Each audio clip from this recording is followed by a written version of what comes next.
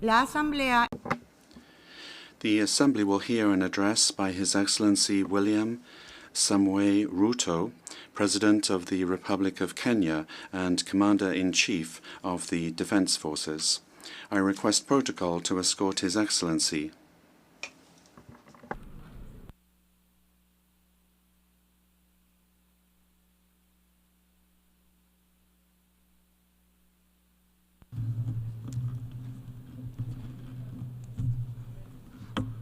Your Excellency, President of the 79th session of the United Nations General Assembly, Ambassador Philemon Yang, United Nations Secretary General Mr. Antonio Guterres, Excellencies, Heads of State and Government, distinguished delegates, ladies and gentlemen. I congratulate you, Ambassador Philemon Yang, on your well-deserved election as President of this session of the General Assembly. Mr. President, I welcome the choice of your theme, Unity in Diversity for the Advancement of Peace, Sustainable Development, and Human Dignity for Everyone, Everywhere, which resonates with the core principles of the 2030 Agenda and aligns closely with the core values and mission of the United Nations. Excellencies, the world is at a challenging moment and in a most precarious international security dispensation. The promise of the United Nations Charter to save succeeding generations from the scourge of war has been profoundly shaken. From land to sea, and from air to the outer space, global peace, security, and stability are increasingly under threat. Conflicts and tensions pervade every frontier, undermining the collective security that international cooperation seeks to uphold. Cases of polarizing narratives, factionalism, social upheavals, organized crime, war, and stockpiling of weapons of mass destruction are at an all-time high. Great power rivalry is intensifying, provoking regional competition and inducing geopolitical and geoeconomic realignments and tensions. The subtle nuances of them versus us has produced negative coalitions, wars, tensions, as well as eroded trust and confidence in global multilateral system. From Gaza to Darfur, Ukraine, Yemen, Eastern DRC, the Sudan, the Sahel, and the criminality in Haiti, conflict is inflicting a trail of destruction of life and livelihoods in historic proportions. These conflicts have become battlegrounds for armed factions, external interventions, and proxy wars, resulting in unprecedented anarchic situations and long-lasting negative repercussions on global stability and economic development. The world cannot realize durable peace, security, and shared prosperity when emphasis is being put on what divides rather than what brings us together. We must therefore promote approaches that support positive competition for all. The perilous security landscape is further complicated by emerging threats stemming from human advancement.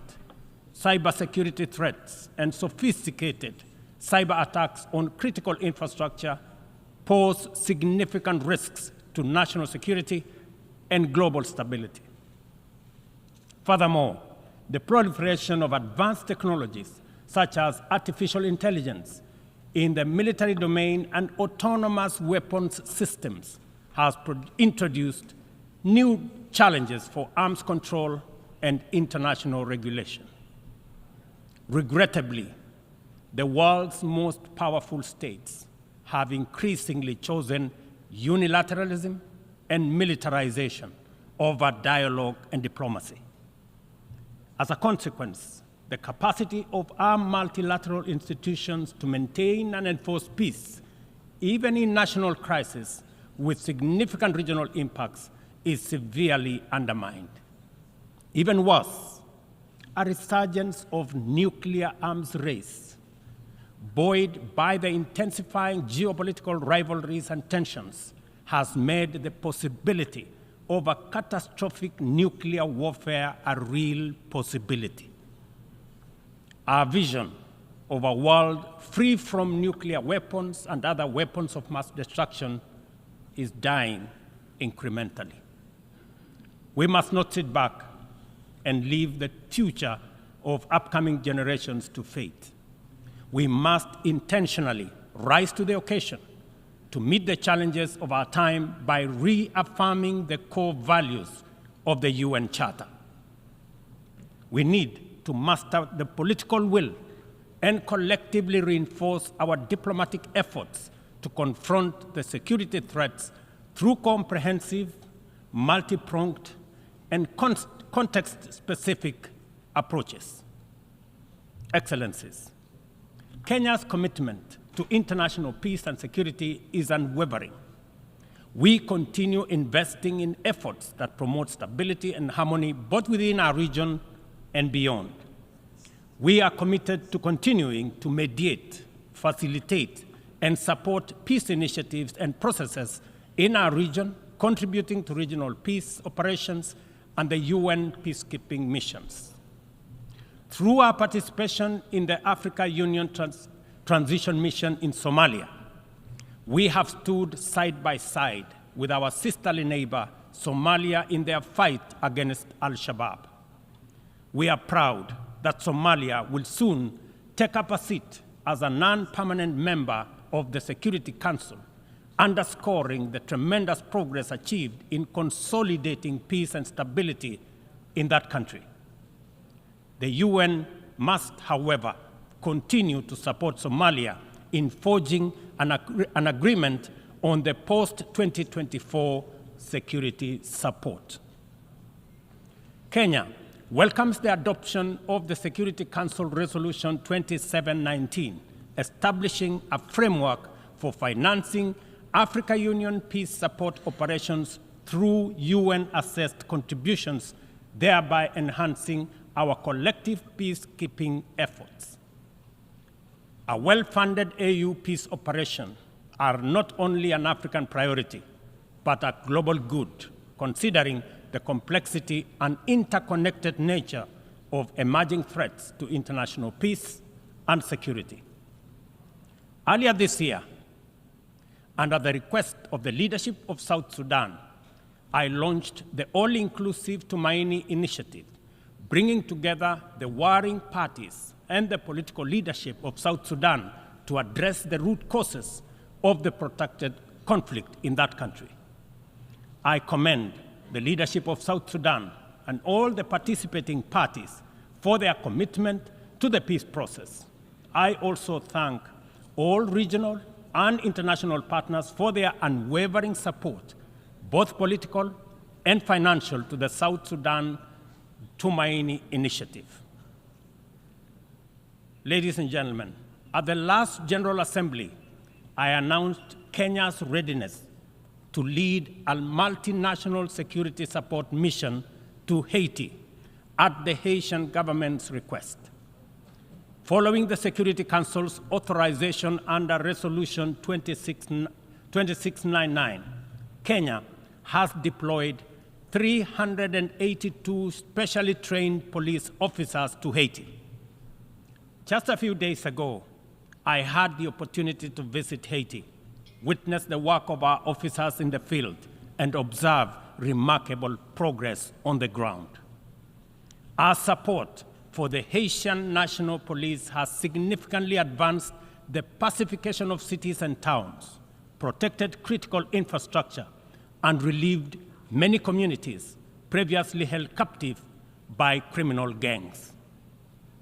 I also commend Haiti's political leadership for forging an agreement and a promising roadmap towards free, fair, and democratic elections. We are deeply grateful for the financial and logistical support from the United States, Canada, and other member states that are shouldering this heavy burden. This has been critical to the MSS's deployment thus far. However, Kenya and other Caribbean and African countries are ready to deploy, but are hindered by insufficient equipment, logistics, and funding. I appeal to all member states to stand in solidarity with the people of Haiti by providing necessary support, either directly to MSS contributing countries or through the UN Trust Fund. I must emphasize, however, that Kenya will deploy the additional contingent towards attaining the target of all the 2,500 police officers by January next year. The progress so far in Haiti demonstrates that what was once deemed mission impossible is indeed a present and undeniable possibility. Mr. President, we must candidly acknowledge that international cooperation in its current form has clear limitations. It is constrained by entrenched systems and structures that prevent effective action and meaningful progress. Since the last General Assembly, the global situation has deteriorated across multiple fronts. Conflicts have deepened, economic disparities have widened, and the climate crisis has intensified. To address these challenges, we must rethink and reform global collaboration mechanisms, making them much more responsive, adaptable, and impactful. The existing international security architecture, represented by the UN Security Council, continues to hamper efforts to maintain international peace and security. The Council is, by all intents and purposes, dysfunctional, undemocratic, non-inclusive, unaccountable, autocratic, and at best, opaque. An institution that excludes 54 African countries with 1.4 billion people, while allowing one nation to veto decisions of the remaining 193 member states in the 21st century, is simply unacceptable. We must urgently seek to make the Security Council representative, inclusive, transparent, democratic, effective, and accountable. In Africa, we are not advocating for reform and collective action solely at the UN. In fact, we are also in the process of comprehensively reforming the Africa Union to become a fit-for-purpose institution that can effectively represent African nations globally and deliver prosperity.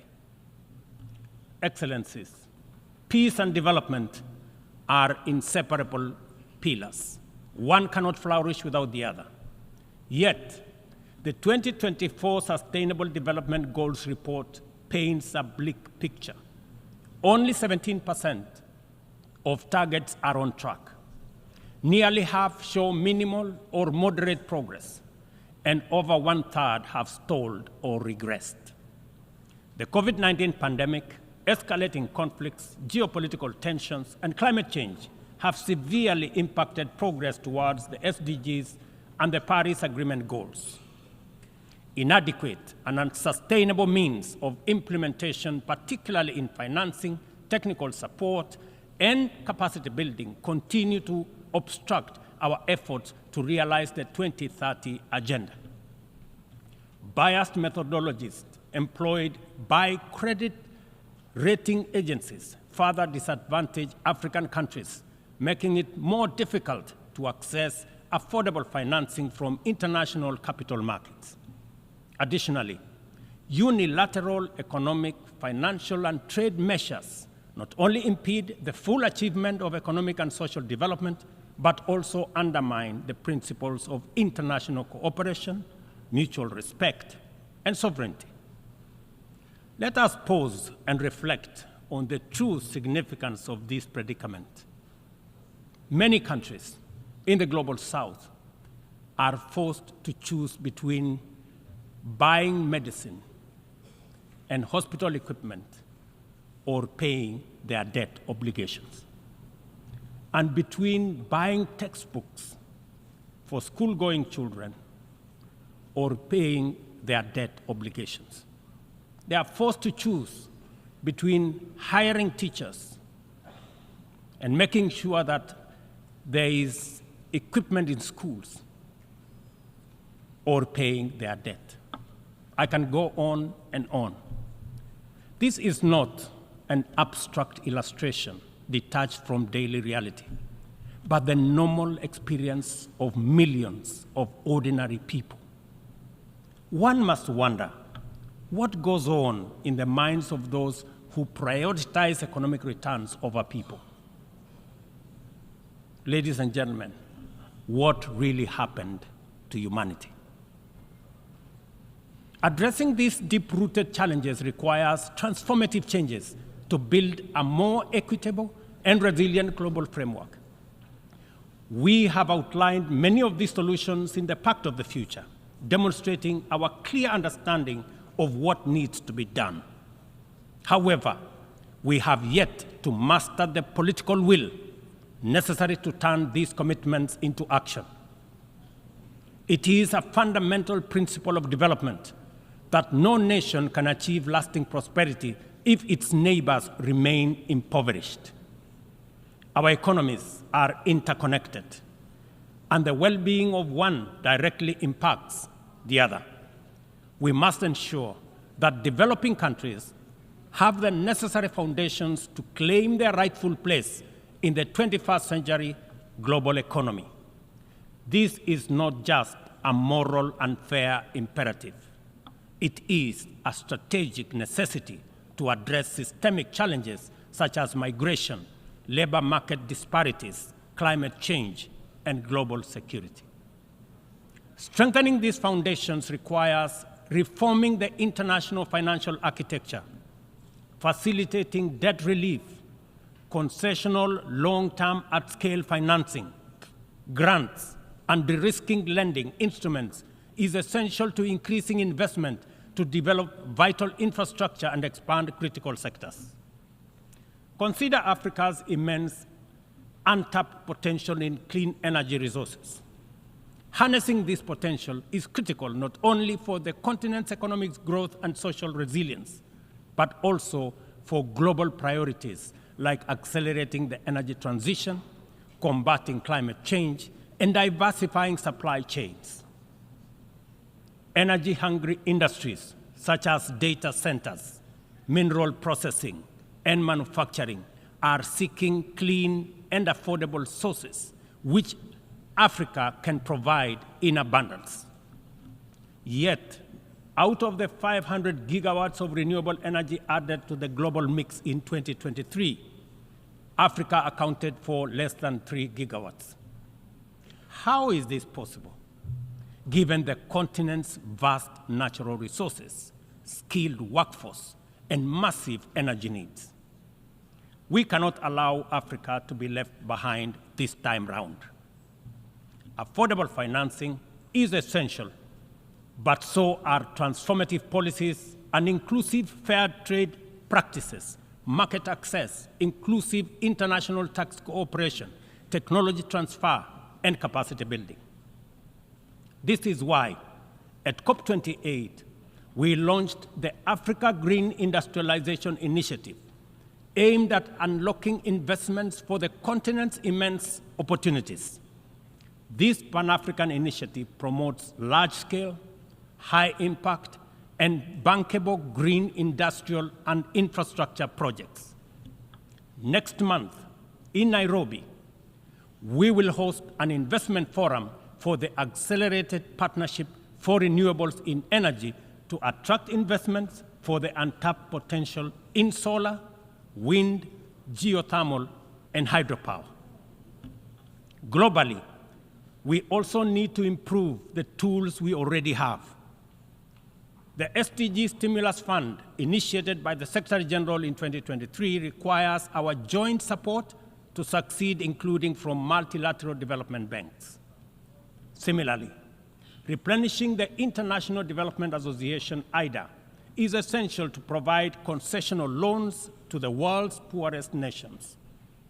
Earlier this year, I hosted the IDA 21 Replenishment Summit in Nairobi, where African leadership reaffirmed the critical importance of IDA for developing countries and called for an ambitious replenishment of US dollars 120 billion.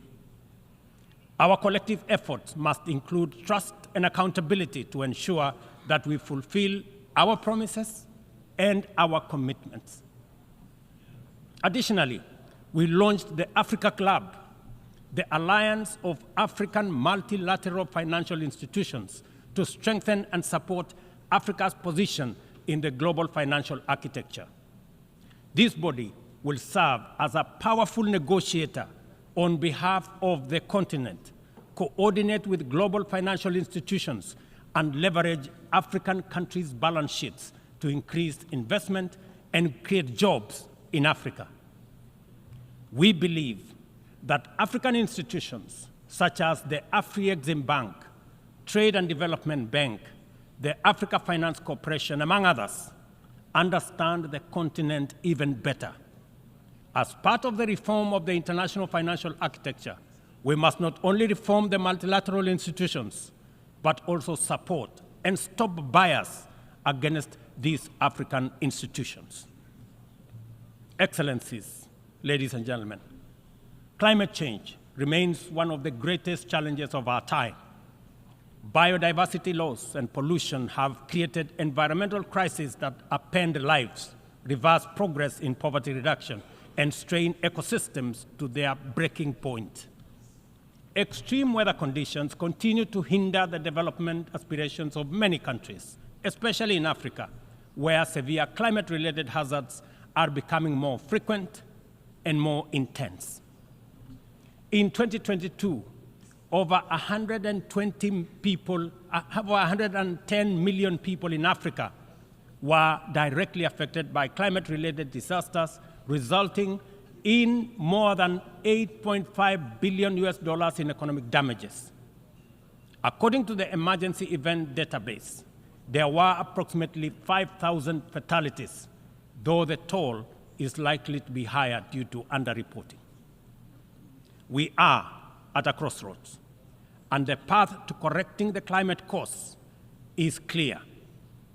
COP29, to be held this November in Baku, Azerbaijan, presents a critical milestone in ensuring that the solutions we implement are rooted in fairness and opportunity for everybody. However, the new climate financing goal expected at COP29 faces significant hurdles as deep disagreements persist over who should contribute and how much funding is needed. Without swift resolution, these divisions risk derailing our collective progress on climate action, just as the global situation becomes increasingly urgent. Let me be clear. Political posturing and inaction will neither protect the vulnerable from the consequences of a runaway climate crisis, nor save our civilization from ecosystem collapse. It is therefore critical that all nations step forward to meet this moment with ambition and responsibility. As we confront the escalating impacts of climate change, we must also recognize the interconnected environmental challenges we face, such as plastic pollution, which continues to wreak havoc on ecosystems and threatens global sustainability. It is imperative that we adopt a robust global plastics treaty during the 5th round of negotiations in Busan in the Republic of Korea this November. Kenya fully supports an ambitious outcome and the African proposal to establish the Treaty Secretariat in Nairobi, thereby reinforcing UNEP's role. It is indeed unfortunate and regrettable, ladies and gentlemen, that UNEP is the only body where secretariats of conventions created under it are increasingly being carved out and located elsewhere. UNEP, being one of only 2 UN headquarters in the Global South, must not be cannibalized for whatever purpose or reason, let alone excuse. Mr. President, as the host country of UNEP and UN Habitat, I take this opportunity to thank the Assembly for approving the upgrade of the infrastructure at the United Nations office in Nairobi, the largest UN campus in the world. This project includes the construction of new office space and the design of ultra-modern conference facilities. These developments mark a significant milestone towards enhancing the quality and accessibility of Secretariat services to member states. Not only will they serve current needs, but they will also strengthen the future success of multilateralism. We look forward to the Assembly's continued support as construction begins in 2025. It will be critical to ensure that UNON receives sustainable and predictable resources to ensure the timely completion of this upgrade. Kenya will continue to play its part in ensuring that UNON fulfills its mandate. Accordingly, the government of Kenya has undertaken extensive improvements and expansion of physical infrastructure around the complex and will continue working towards making Nairobi a regional and humanitarian hub for the United Nations. Mr. President, Excellencies, ladies and gentlemen, as we reflect on the theme of this session, the call for unity in diversity in the pursuit of peace, development, and human dignity, it is evident that we must reimagine international cooperation to align with the complex realities of the 21st century. Our actions must reflect our ambition and commitment to a world where progress is measured not just by economic growth, but by the well-being, rights, and dignity of every person. The challenges we face, from climate crisis to economic inequality, demand a bold rethinking of how we work together, grounded in mutual respect and shared responsibility. The achievement of the Sustainable Development Goals cannot be reserved for the privileged few. It must be a shared success that uplifts all nations, transcending borders and disparities. Our collective efforts to combat climate change must be rooted in fairness and equity, ensuring that no nation or community bears a disproportionate burden. This is our shared journey. We must have a say in the choices we make. We must move beyond outdated paradigms of power and influence to create a system of international cooperation that reflects the aspirations and dignity of every human being. We must embrace a new vision of global solidarity, one that upholds the principles of equity and inclusivity. It is within our power to build a world that embodies the true spirit of the United Nations, a world where every voice is heard, every life is valued, and global progress is shared by all. This is the cooperation our people expect, our future demands, and it is the commitment we must deliver. I thank you.